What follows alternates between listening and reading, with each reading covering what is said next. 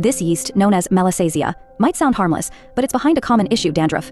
You might wonder why some people have more dandruff than others and how to manage it. Let's dive into the details. Imagine our skin as a bustling city with billions of tiny residents.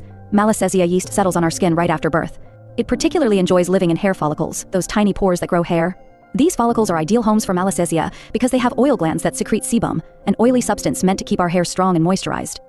Malassezia feeds on this sebum, thriving in the oily environment of our scalp, which is one of the greasiest parts of our body.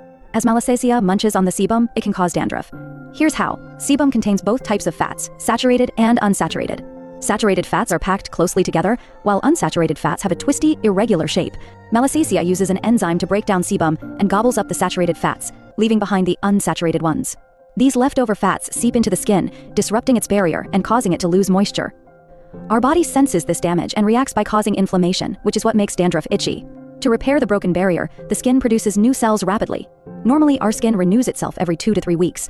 Old skin cells move outwards, die, and become the outer layer, which sheds in tiny flakes that we can't see.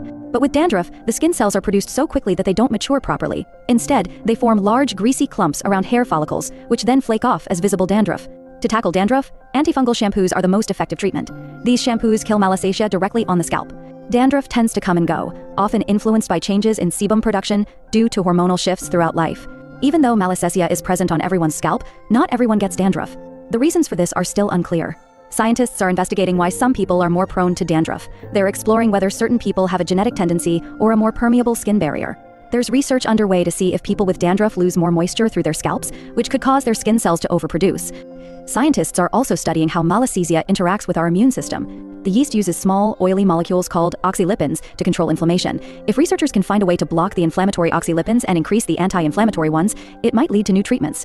Interestingly, dandruff, while uncomfortable, might have some benefits. It provides a steady, oily food source for Malassezia.